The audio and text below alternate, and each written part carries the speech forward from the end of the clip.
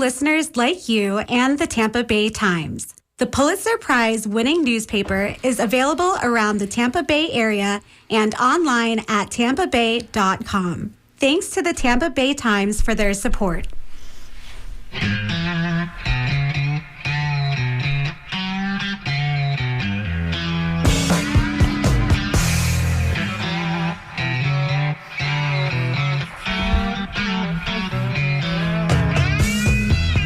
Good morning. This is John Dingfelder, and you're listening to WMNF, and our show is Down and Dirty.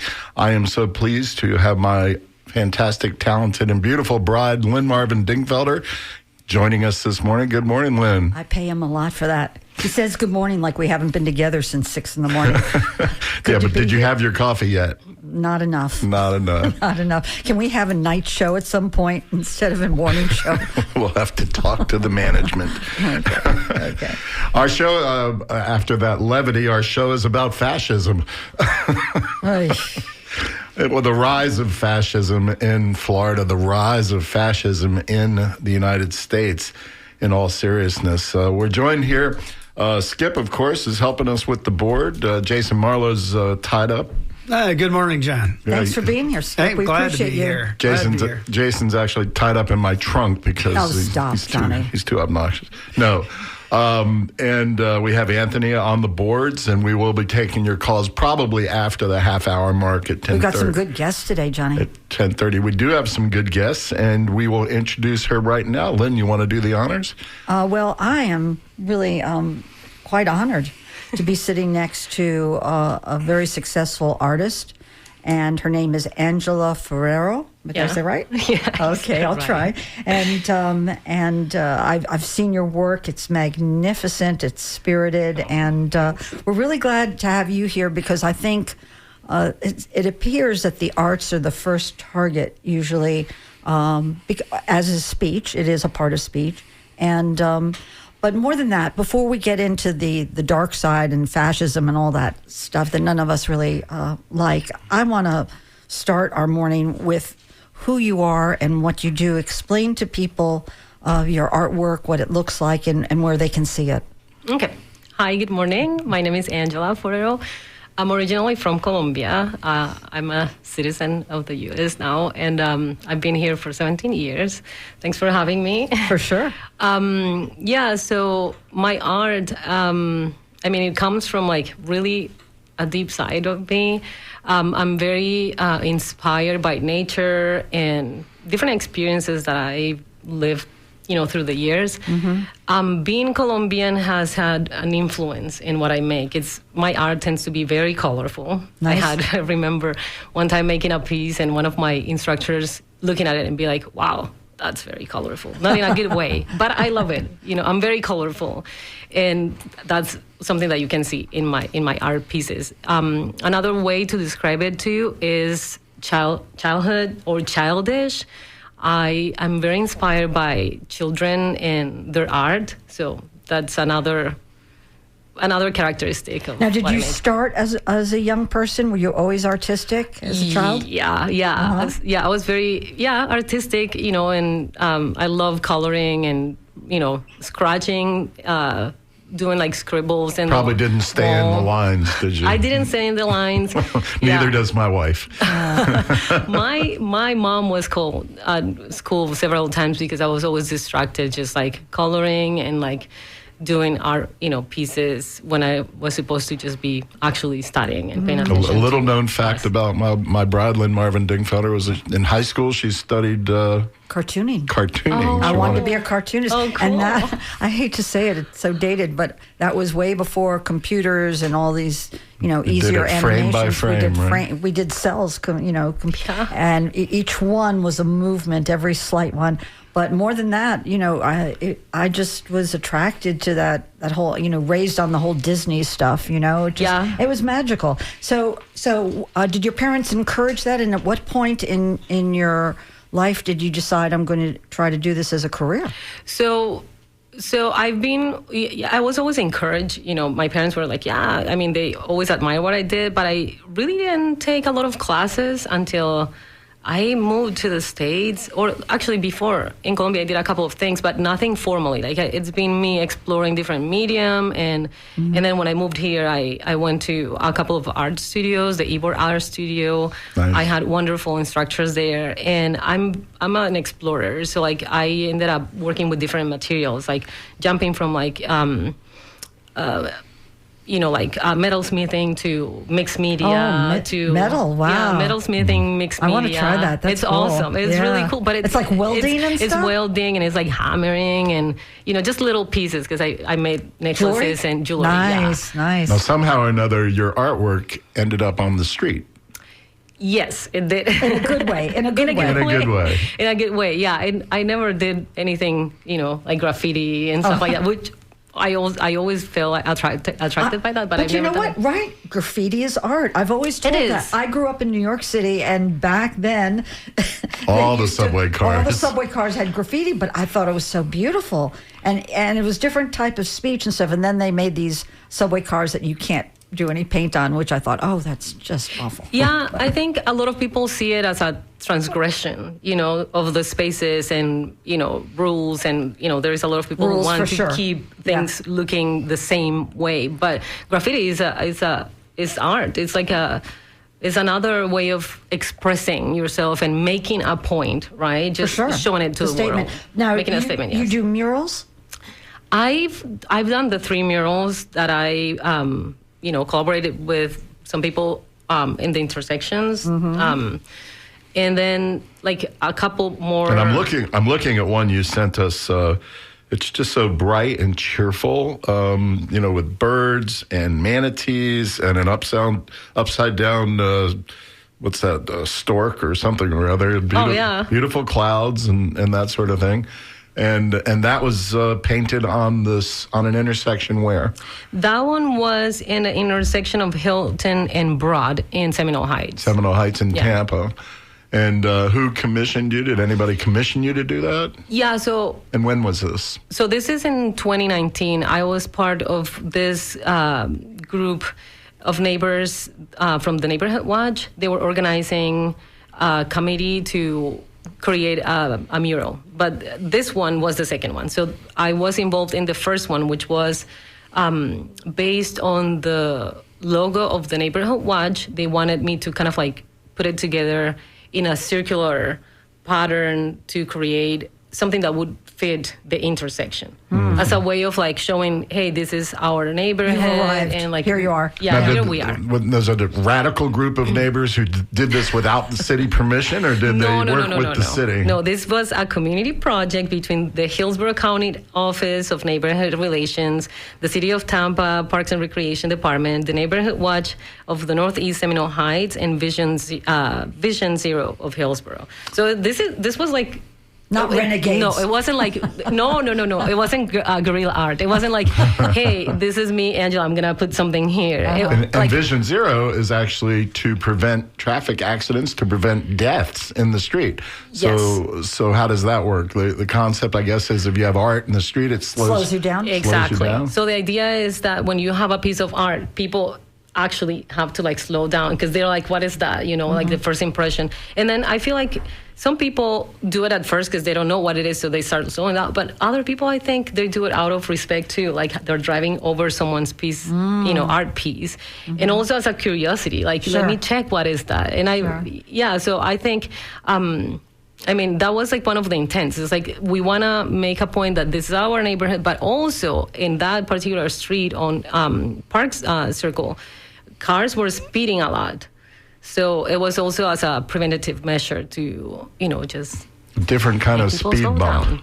Yes, and this is before we had bump. speed bumps because now we have a few in that area. And you know what I love about art is that you can look at it repeatedly and always see something else. And I'm sure your street art spoke to that it's probably interesting enough that when you do slow down and look at it, you might notice something that you didn't see the first time, maybe because you drove too fast. I don't know. So I hate to rush the conversation. We have so much to talk about with you and a couple of other guests, but recently, as probably everybody has heard who's listening, the art on the street has been removed at the direction of Governor DeSantis and the Department of Transportation at the state. And in this case, they came to the city and they twisted the city's arm and said, if you don't remove these 46 murals across the city that are on the street, we will eliminate your state and federal funding. So that's pretty threatening. Yeah. Transportation funding. Yeah. I was disappointed. Well, I'll go into that later. But anyway, how did you feel when you first heard about that? Yeah, and how did you hear about it? Did you know that your piece might be, tarred over? Jeopardy. Yeah. I learned about it when it was already removed. Oh, good. Probably a good thing. No phone call. No courtesy phone call. No courtesy phone call. No, not at all. That's how I found out. And one of my friends, who's also a neighbor, she posted the photo of being, one of the graffitis being removed and how saddened she was and upset How about you? This. So I work as a designer, so I do like graphics and stuff. So I'm used to feedback and my designs being, dumped and not experiencing the life, the light of living. So personally, when some of my designs are not, accepted, right. I'm like, oh, okay, I get that. But this is different because it was such a big community effort, and it went beyond just like my design being removed. It felt like all the work that we did as a group, as a community, because again, this was something that involved even the city, right? Permissions and a lot of time and people talking and some of these murals actually, the community actually came in to paint them themselves, yes, right? So paint by numbers, I heard. Yes. So, yeah. but before even getting there, like the community who or the community that organized everything, they went house by house. They asked the neighborhoods around the place where the graffiti was going to be installed about how they feel, and we had the permission. So there was a lot of work and a lot of involvement from everybody. And then, like you're saying, John, people came to, when we did the sketch on the intersection, people came that day. I think it was a Saturday morning. Little kids, grandparents, Wonderful. Grandmothers, Wonderful. And it wasn't parents. Political, right? It wasn't political. Just community. It was community. Yeah. And it was like we're building something together. And one of the things that I love, one of the things that I feel passionate about is creativity. And in talking to people and letting them all know that we're all creative people, And so we had people there that were like, having a brush and painting. Maybe for the first time. For the first time, and feeling like I'm not creative, but here I am, putting my mark, leaving my mark on this. Mm-hmm. And how long did it take to do that project? The actual painting of it? I don't remember. This is such a long time ago, but I would say like 1 or 2 days. 2 days to finish that under the scorching sun of Florida. Yeah, and it was fun. It was really fun. Yeah. All right, ladies, we could continue this conversation for hours because it's beautiful. It really is. And your heart is coming through on the radio. But we've got a guest who's been holding very patiently. Andy, are you there? I'm here. Hey, good morning. We have Pastor Andy Oliver from the Allendale United Methodist Church in St. Petersburg has joined us. And Andy had a different involvement as related to St. Petersburg's Art in the Street. Pastor Oliver, you're a good friend of the station. You were a good friend of our friend, Rob Lori. And thank you for that beautiful interview you did with him. Boy, that was just incredible. So appreciate you and what you brought out in him. That was really heartfelt. Yeah. He touched a lot of lives. Yeah, still sad. And I can only imagine what he would be saying about this issue right now. Pastor Oliver, tell us what your involvement was in the mural in St. Petersburg and what that mural was and where it was. Yeah, so in front of the Woodson African American History Museum, there was a Black History Matters mural, and I saw pictures of the Department of Transportation in the process of painting over it, and I felt compelled by my faith to go and kneel on a mural and pray, and that's what I did. And why did you feel so compelled? What was the compelling nature of that? Faith sometimes requires civil disobedience when law is being used to erase people and their stories. I felt a significant tie to this mural and importance to our city and to Black lives, not only now, but past lives that have been killed on the streets. We had a lynching in St. Pete. This mural not only represented the truth-telling that the Woodson does, but also people's lives that are actively being erased in the ways that teaching of history is being, manipulated by our governor. So I felt like there was no other place that I could faithfully be than kneeling on that mural that night. And what happened?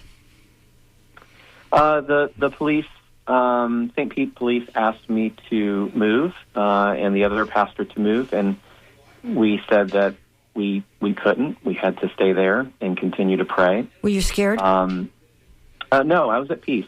I really felt surrounded by a cloud of witnesses, of people that demonstrated how to live out their faith faithfully in times like these, and felt them surrounding me, and I felt at perfect peace. Pastor Ben and I were eventually lifted and put in the grass, and that's when we were handcuffed. Oh, jeez. And we were told at that point that if we stood and cooperated, we would not be charged with resisting arrest. And so we did that. We were put in the back of a patrol car. We were left in the back of the patrol car for several hours. And I'll just say we were probably treated like kings, and yet it was still very painful to be in the back of a patrol car with your hands in handcuffs. I still can't feel my thumb. It's still numb. And then we were taken to the county jail and then they took their time to process our charges. They ended up charging us with resisting arrest, even though they said they would not.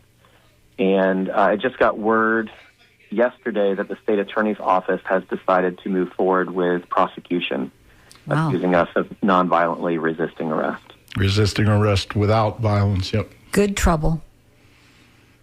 Yeah, I mean, I think it's really important to just say up front that this case is not about me. It's about whether our state protects our culture and our history or chooses to prosecute people who pray for it. But I want to keep centering the Woodson, the work they're doing to tell the truth about our history, and center, Black lives and LGBTQ lives that are really at the center of this story. Do you fear fascism? Do you see shades of it? I think in this moment where our state attorney is choosing to politicize this case by continuing to, pursue prosecution,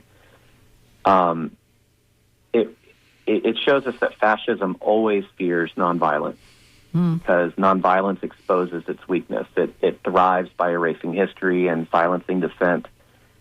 On the other hand, faith thrives by remembering and resisting. And I think we are entering a time where more and more people are going to have to make this decision. Where is the line? At what point, where do you feel called to stand up and say no, or in my case, to kneel down? Pastor, I was talking to my bride earlier this morning that throughout this show, I'm going to suggest that people take their chalk and go out on the sidewalks and write or paint anything they want, okay? And if they can do it safely, go out on the street and paint or write anything you want, okay? And if everybody who's listening across 7 or 8 counties decides to do that in peaceful protest. Please take a picture and send it to us. Yes, or post it. Take a picture and send it to, I think it's dj@wmnf.org. And we will post it. We will gather all those peaceful protests of yours, and we will post it. We will not include your name, so you won't be subject to arrest or anything like that, but we will post your art. We will post your words And Angela, what do you think of that? Yeah, well, it's funny that you say that because my daughter, who's 9, she's going to be 9 in a few weeks, but she was very upset and frustrated when she saw that our designs were blasted. Sure. And she had the idea of like going and doing something with chalk and asking other kids to join her. So she's been like wondering about it. And that brings up another point, the life of an artist, which your daughter is watching you survive as an artist, and how beautiful that is, what you're teaching her. I know it's not easy. So when funding is cut or when your work is erased because someone is controlling it, how does that make you feel? And what is it that you tell her? What is the lesson? Yeah, so fortunately, I don't have to survive from this grants. I'm not one of those artists, but I know there are plenty of artists out there that have to survive from this. And that's really sad because, these designs also serve as part of their portfolio, right? People can go and interact with their pieces and see them live, and seeing them just destroyed like that and not having a point to go back to more than just photos if you ended up taking photos. But yeah, it's really sad. My husband and I were trying to explain to our daughter, that things like this happen, and sometimes other people, above us have control over those situations and the narrative. And, we're encouraging her to speak her truth and express, through art making. And this is why we're go gather your friends from, the neighborhood and get the chalk out and go and paint over, Yeah. So Let's see TPD and the sheriff's office go arrest them, right? Oh, Johnny. How's that for a story? I hope they're not going to be arrested. No, they're not going to be arrested, of course. Yeah. Because the outrage would be even larger. Pastor Andy, do you have any regrets about doing that? About getting arrested? Was that your first time ever being arrested, or have you engaged in peaceful protests like that before? It was my first time being arrested. And, whether you want to characterize it as civil disobedience or, biblical obedience, right? I'm being obedient to my faith. And it really reminds us that to obey the law is not always to be faithful, and to be faithful is not always to be lawful. Those are the decisions that are going to be before many of us in the weeks, months, years ahead. Let me ask you a question about that mural specifically. Clearly, it might have had a little more political message, but it didn't get there magically, right? I'm sure that the whoever painted it had the permission of the city and perhaps the DOT at that time several years ago, right? Absolutely. It was done to DOT standards and celebrated by the state. It was, I think, on a halftime show of a NBA playoff game. It was celebrated around the country. And it was also designed, each letter by a different artist. It was really beautiful and wow. a work of the community, expressing the diversity of different people in the community. It was in front of the museum on a street that, wasn't well traveled.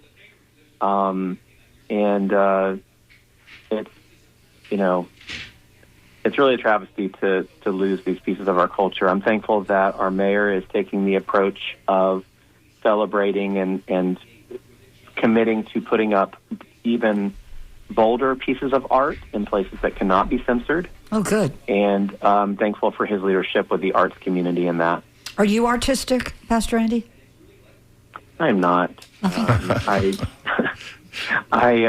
try to be artistic with my words. There you. I think you're very successful at that. Then. How about this idea of everybody who's listening, everybody in these 10 counties to go out on the street and do their chalk art, do their peaceful protests that way. What do you think of that, Pastor? I think that's a beautiful idea, and I think it is something everyone has to wrestle with, how they are going to stand up to fascism in our day.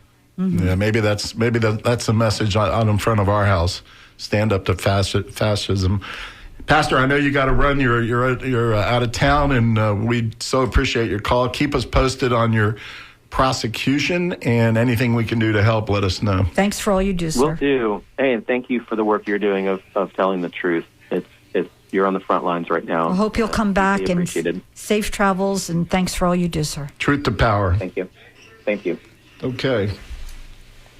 Yeah, go ahead, Johnny. Yeah, speaking of St. Petersburg, not only are they erasing the art from the streets, which is the beginning of fascism. I've been reading up quite a bit. There's a great book I've been reading. It's called How Fascism Works, and it's by Jason Stanley. And probably get into it another day in terms of the details. But Yeah, we're trying to get the author on, actually. That would be great. yeah, I'd love to get him on. But in 1933, that's what Goebbels did as part of the National Socialist Party, the Nazi Party in Germany. They were trying to not only control the message, but they were afraid of creativity, because you can't really control creativity. You can't cap it. You can't keep it in a box. Yeah, And they weren't against all art. No, they weren't. They it's wanted like their if you propaganda. wanted their own art. Their own Which art. actually, from an artistic point of view, is very interesting. It's just the messaging that's frightening. Yeah. You know what I mean? If you were really can step aside and look at it. But have you seen some of that old art from wartime? They call It's it just- brutalist. I think it's It's very kind of cartoony and a kind of strange and dark. It's very dark. nationalistic. Yes, for sure. And we're seeing a lot of that even on television now. These nationalistic ads, the USA for cars and Oh, well, yeah. Chevrolets and Fords Yeah, and, that all, always- and all of that. It's like, that is not coincidence. Yeah, with the flag waving. Well, I mean, I think they're playing to an audience that they know spends money and votes certain people in office and buys pickup trucks. and wear red hats and things like that. But the point to fascism, from what I was reading, is that it's a control over the cultural landscape. So that they're really trying to suppress the voice or the spirit. Keep everyone in line. Goose step, lockstep, and you can't do that to artists, can you, Angela? You can't keep us in line, can you? No, they try. They try, but they can't. No, it's, when you have a point to make and it comes from your passion, your beliefs, you're going to make it. It's sad that there is going to be people who are coming, chasing you and erasing your stories. And it's your okay for symbols. people to not like your art. It's okay. We're not saying everyone has to love every piece. Agree. And that's why there are different styles and different colors and different designs and different, everyone has a favorite. But that doesn't mean that you eradicate it or arrest people or suppress it or take away the tools when it starts getting ugly. I'm not saying that everyone has to like murals, although I love murals. They're so beautiful. And they make a community so unique, don't they? In terms of expression, but to take it away, to homogenize so that every community looks the same. Well, I think another technique is also defunding art. Well, and our next caller is Carrie Kreisman. Yay. Carrie, are you there? I'm here. Can you hear me? Yeah, good morning, Carrie. Welcome back. How are you? Good. I'm doing well. I'm getting ready to get on the Gandy Bridge. I just left Tampa General Hospital with our therapy dog, Christy. I was going to ask you how the puppy is. How's the dog? She's doing great. So we did a few visits today at the hospital, and she's resting right now. So it's all good. Just to remind people, you were nice enough to come into the studio some time ago, and you brought. Was it the same dog or a different dog? Same dog. Uh-huh. Yeah, and we came in. Yeah. Oh, that was wonderful. That was a fun visit. Carrie's got a couple of passions in addition to her former mayor husband. No, actually, her mayor husband, who was the former mayor. You don't have to identify her through her husband, John. I'm saying I'm talking about her. She's an author. I'm talking about her passions. Okay. And her passions include these therapy dogs and also the arts. Yes. And as the First Lady of St. Petersburg, she was a huge supporter of the arts. And we've read across the bay here, Carrie, that the arts are under attack and being defunded in Pinellas County. So what's going on there? Well, I think as many of us have heard, Creative Pinellas is has very likely, possibly, but hopefully not, going to lose a majority of its funding due to the votes by the county commission last week. And what is Creative Pinellas, just for those folks elsewhere? they are the leading arts organization over Pinellas County. There's St. Pete Arts Alliance as well that does tremendous things, but in terms of encompassing the entire county, it's Creative Pinellas. They support the arts. They make them accessible. And when I say accessible, that means for everyone. And they support artists, the people who are making the art and working, and they provide grants to emerging artists who may not otherwise get their work out there. I told someone about this yesterday. I know an artist who received an emerging grant, Ashley Gierke, last year, and what she is doing with this money that she received is, as a breast cancer survivor, she is using her art and her words to write her first memoir. Wow. So this is not money that is being distributed with no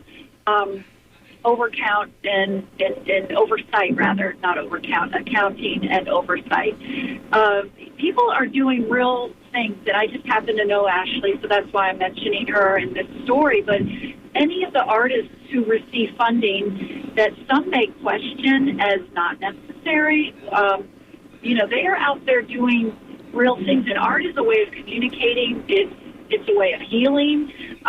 Right. And it's something for everyone. And I've heard a little bit about what your guests were saying before, that of course we're not going to like every piece of art.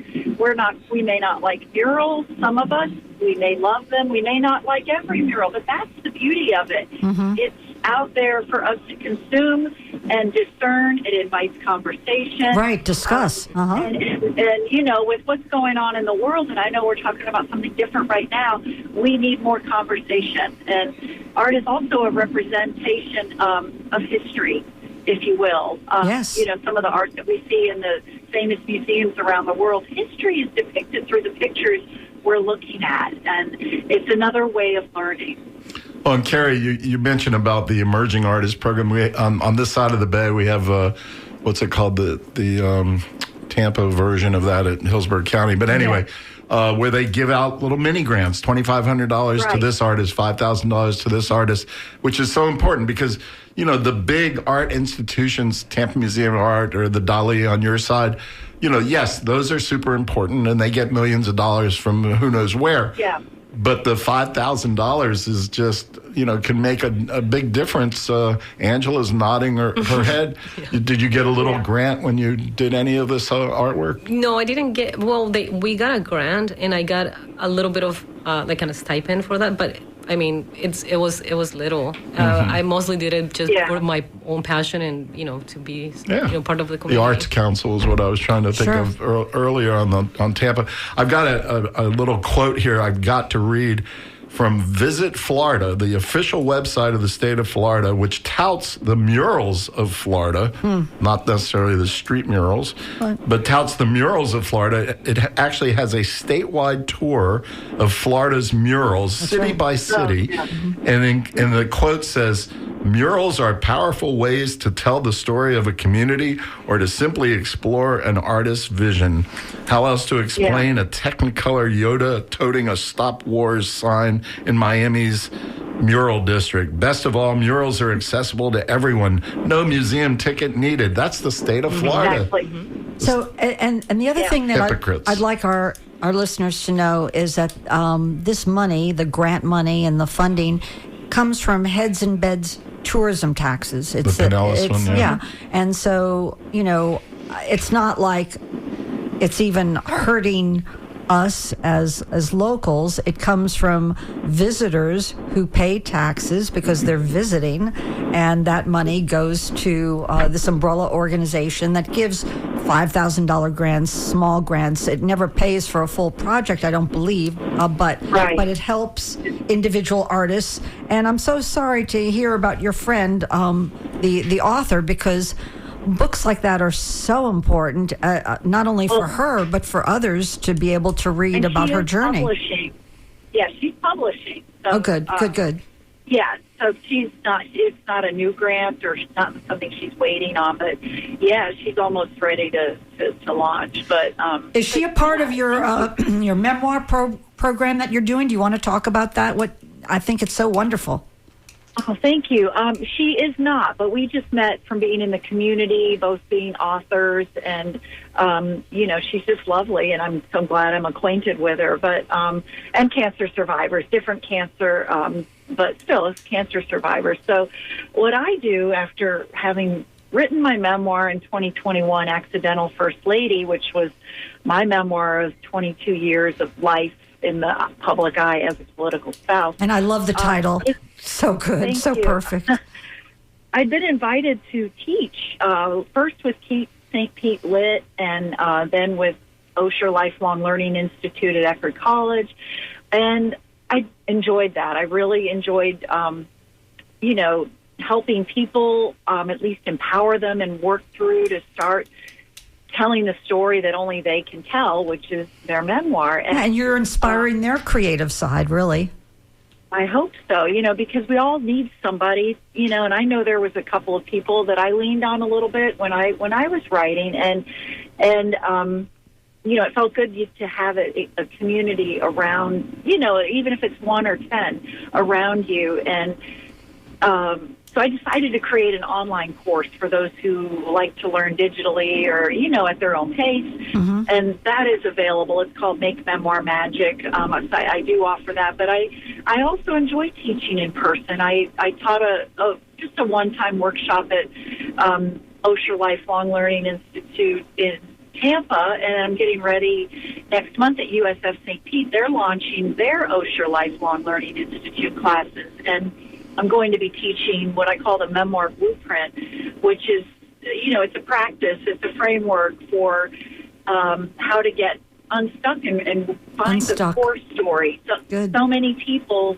come and they say, I've got this life, and, memoir is a slice of life. It's not your autobiography, but they've got this life, and I don't know where to start, what to tell, what the core is. So I'm going to teach, and so it's something that I'm hoping students who are in the class can walk away with at least something a few steps closer to an idea for those who want to write their memoir by going through this framework. So it's a great idea, Carrie. Congratulations on doing that. It reminds me of what Angela was saying a couple minutes ago in the studio about how your ideas and your creative comes from inside. You carry it with you, and then it's an expression, whether it's the word or the paintbrush. Yeah, it's got to get out somehow. It's an expression of your values, of your experiences, and exactly. And you mentioned it before too, like the idea of having pieces that let us have different points of view and communicating about it and just making a statement. And maybe we don't agree with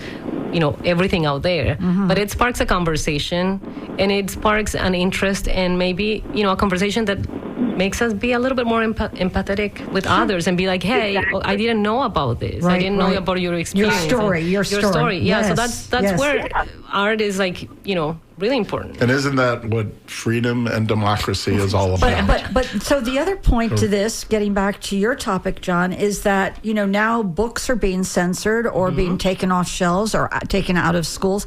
Carrie, do you have any opinion on some of that's going on in the state? How do you feel about it? Well, I think it's wrong. I think that, when children are young, at an age where maybe their parents might be guiding their reading, that I think parents can make that decision on their own. They don't need, our governor or any lawmaker dictating what book is in a library or available. You can either say yes or no to it, these books, some of them that they want to ban might challenge a belief, might not, might share a story that some people would prefer to bury. And, and that's wrong. That's, sanitizing our history, and also not giving, you talk about making the state free. lacking freedom in choosing what you want to consume, whether it's a piece of art or whether it's a piece of art through words in a book, is wrong. And so I don't agree with book banning at all. My children, like many children, they're 22 and 27, read almost every book that is banned. Oh, good. Right on. Probably they read it first, knowing you. And it was in the curriculum in their schools. I see what you're saying. They went to public and private schools at various times. So, Carrie, I saw your post on Facebook about the defunding of the Pinellas Art Agency and Creative Pinellas. Yeah. Creative Pinellas. What can folks do? Where can they go to find out more information on this and to support Creative Pinellas? Right, how can they help? Or is it already a done deal? Well, I don't believe that anything is a done deal. And while I don't work for Creative Pinellas, I know people who do. I've worked with Sheila Calley when I was at Creative Clay, and she would come in and engage our artists to make art for her bilingual books for children. But all of that aside, these are real people who are being affected, and definitely go to creativepinellas.org. I know they recently sent an email, like in the last day or two, about more ways to engage and reach out to people who are on it's a board. It's not just the county commissioners. It's others who serve on a decision-making committee, and it's not in front of me, so I apologize for not having that. But if you go to the Creative Pinellas website, I believe it would probably be there, or look on their Facebook page, and they will definitely be having ways that you can reach out and make your voice heard. Because when I did get responses back that, my email was read and received. So, you may think it's going out into the abyss, but it's not. And whenever you can, even if it's not, sharing your voice in this, where Creative Pinellas is right now, the stage, but support the local artists. Absolutely. That's the other thing. Support local artists. Find a new artist. I think Art Walk is this weekend in Pinellas, in St. Pete. If you live in St. Pete or want to come down to St. Pete, multiple galleries are open. The St. Pete Arts Alliance hosts that. But what my point is, it supports local artists who also are part of and have benefited from Creative Pinellas. The arts community is strong. They are connected and committed. And, I, as a non-artist myself, I guess I write. You're an artist. I worked for Creative Clay for 15 years, who makes the arts accessible to people with disabilities. So, I did learn a lot and see a lot and meet a lot of artists who are contributing, and arts contributes to the economy, which absolutely. You all may have already said that. And, but there are statistics there that obviously maybe some didn't want to see, and at the meeting a week or so ago. It's just a terrible thing that, that wide brush, excuse the pun, that they just shut down everything. Right. But for people who don't know, there was a vote on September 5th, and the county commission, the Pinellas County Commission, voted 5-2 to defund Creative Pinellas, which gives grants and helps artists with exhibits and all sorts of creatives. And the saddest part is that more than 100 people showed up, asked to support the arts. 100 people showed up at this meeting, and not one person showed up to say, "Oh, we need to defund it." That's exactly not right. Not one person. Right. That's exactly so right. Listen, so that's a sign of the times. If you're tuning in right now, you're listening to some great folks. Carrie Kreisman, we so appreciate you calling in and all the work you do in our community. We have Angela Ferrara, who's joined us as a local artist and has painted some of the street murals that have been obliterated by the government on the Tampa side. Lynn Marvin Dingfelder has joined us, and we'd like you to join us for the last couple of minutes of this. 813-239-9663. Yeah, what do you guys think about what you're hearing, and what are you going to do about it? Will you go out and do some painting or chalking on your sidewalk in front of your house? And send us a picture. Carrie, I don't know if you heard that. I'm urging everybody to get out and chalk their sidewalk and chalk their streets. And I love that. That's a great idea. I will try my best. We don't have a sidewalk. Uh-oh. Road, but well, but I will. I'll find. You know what? We have our the pool deck is white. So I think that's a great canvas. Oh, there you go. All right, or get Mayor Rick out there directing traffic so you can chalk the street safely. Civil disobedience. I think that's what it calls for. This ridiculousness of the state. Good trouble. Carrie, thanks for calling in, and we love Thanks. you. Good Stay in talking touch. to you.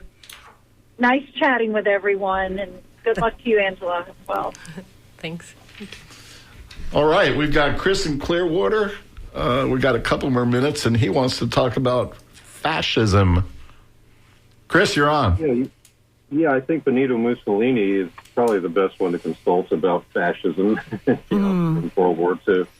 That he said it's more appropriately called corporatism, and I think that's important to recognize that we don't need somebody to tell us what it is when we can see that government is in cooperation or collusion with monopolies that try to deprive us of our rights, try to get us to, mandate us to take liability-free products to attend school, for instance, and things like that. But, Did Mussolini go after the arts in Italy? I've been focused a lot on Hitler. Yeah, I'm sure I wouldn't be surprised if he did, which would be a symptom of the tyranny that people put up with. But I also wanted to mention that I've seen so many pornographic books that are in the schools that I don't think that I know that they're not acceptable reading because they can't be aired on TV. When the news stations aired Governor Ron DeSantis' press conference back on March 8th, 2023, entitled Exposing the Book Ban Hoax, where you can see so many pornographic books showing, even instructing, like on This Book is Gay, and is the title of the book that instructs on how to hook up on Grindr, and that can jeopardize this kind of behavior can jeopardize children into becoming victims of sex trafficking and all sorts of other horrific things. So, all right. Well, we appreciate the call, Chris. Thanks for your input, and we'll catch you next week. Yeah. Sorry, it looks like he dropped. A lot of topics. Yeah. Can you, Angela, relate to the author side of the artistic person? You were hearing Carrie Kreisman talk about, and she's written her book, but I know it's a different medium, but do you embrace that as well? And what do you think about book banning and what your child reads? Yeah, so regarding book banning, as a parent, I want to have control of what my kid reads. So let me have the control and see, what I want to show her and what I think it's appropriate or not. So totally. Yeah, I don't agree with that, what's happening. And in terms of can you repeat? Like the authors, is that is art? Oh, yeah, totally. Yeah, there are so many expressions of art. And yeah, writing it's just another medium, same with painting or sculpture. You may not see words, but it's open to interpretation. It touches each person who sees it and has an interaction with it. Sure. And gets a feeling from it. Gets a feeling from you. emote. Same as it is with words. Now, you don't stories. know this, but I'm going to share this. Maybe some of our listeners might know it. But that gentleman sitting over there, Mr. John, is an amazing potter. He makes beautiful pottery.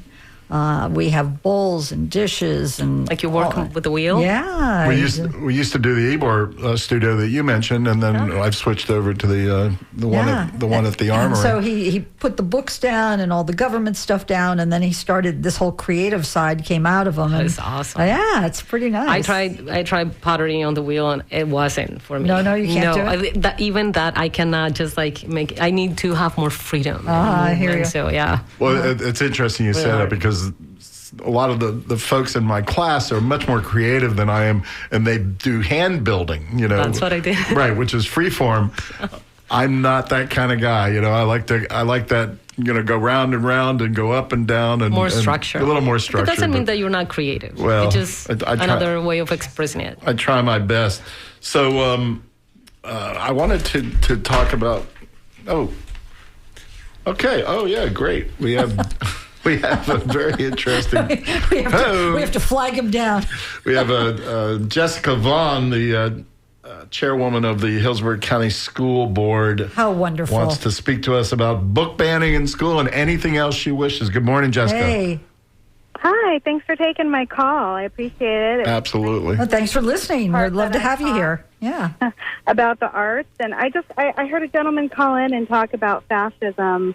And I just wanted to clarify some information because I have the best information about what books are in our schools and what that looks like. Okay. And I just want to be clear, there's absolutely no pornography in our schools.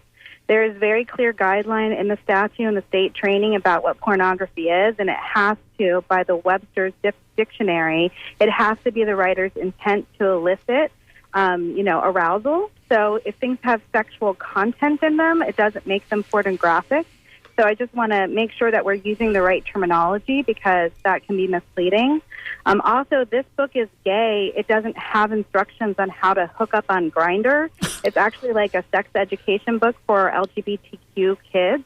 And it actually talks about the dangers of Grindr and using it and exposing yourself to strangers and making sure that you're in safe environments if you're looking for a romantic relationship. And I think that it's really dangerous when we just take talking points and we don't read books and we don't understand what we're talking about and we spread around rhetoric because... That's how it starts. You're right. It's very clear that there's never been pornography in our schools. Now, again, if parents don't like sexually explicit material or content, which we all know, whether, we were looking at what books got pulled and what's been on the state list. We have Flowers for Algernon, that might have some reference to sexual content in it. They're all in high schools. These are kids who are, either able through parental permission, because we do have a process where any parents can opt out of any book they don't want their children to read. That's so I need to fight back against the narrative that we have pornographies in our schools because it's dangerous. It makes people mistrust our schools, and we just need to actually talk about the facts so people can be empowered to support whatever they want to support. So, Jessica, my theme over the next couple of months is going to be this issue of fascism and how fascism works, and is it invading our state and national scene? Yeah, is it seeping in? And you know what? I'm going to ask you to come on as our guest and come in the studio, and let's just talk about all of this for an entire hour, because I think there's an hour's worth there or more. Absolutely. I mean, if you just saw the Commissioner of Education's messaging yesterday that, anything that he sees that's inappropriate on private teachers' social media, even if it's because you don't like, who was assassinated and you're pushing back about their narrative, he says they're going to investigate and pull teaching license. And, Wow. that directly infringes on First Amendment rights. So I agree. We need to have conversations about what fascism and authoritarianism really looks like so we can be on guard on it and actually be a state of freedom. So I appreciate you taking my time. I know you're talking about the arts, which are so important as well. The murals, it's a whole thing about freedom of expression, creativity, and I just appreciate it. But I wanted to, since I was listening, make sure we're having conversations about reality. I'm tickled that you're listening. That's great. Thanks, my friend. That's Thanks, very Jessica. Howard Radio, it's the best gift that we have here. So thanks for everything that you do. We'll give you a shout soon and have you on. So I read somewhere it says fascism does not eliminate art, or as Jessica was talking about, the words, but rather controls, manipulates, and distorts art to serve its own political agenda. And, I think that's clearly the case here. They've blacked out the murals on the streets of our state. Yeah, the messaging. Okay? Right. Hundreds and hundreds of murals across the state on the street have been blacked out, including yours, Angela. And I'm urging everybody to counter that and go out and use their chalk, use their paint. Don't paint on the brick side. Don't paint on the brick streets, but paint on the asphalt streets, and make your own murals and send your own message and send them in to dj@wmnf.org, and we will put them up. And the other point is to keep your eyes open and to be aware and not let this suddenly surprise us where suddenly we have no speech and we have no say and we have no art. I think the whole message today is, a little bit of a wake-up call on what Pastor Andy is doing. And Push so, back. Yeah, well, Push just back. be aware. Just don't numb out because things can get so scary and so awful. Many of us don't watch news anymore, don't want to read it, don't listen. And that's how it will sneak up on us. And all of a sudden we'll say, what happened? That's right. 1933 became 1940 very quickly, and pretty soon it was too late. All right. As Well, Kelly that's Benjamin would say, take back the streets. Take back your expressing streets. yourselves. Angela, thanks Thank for you, coming Angela. on. Thank you for having me. Thank you, guests. Thank you, listeners. Thank you, Johnny. Skip. Thank you, Anthony. This is WMNF Tampa.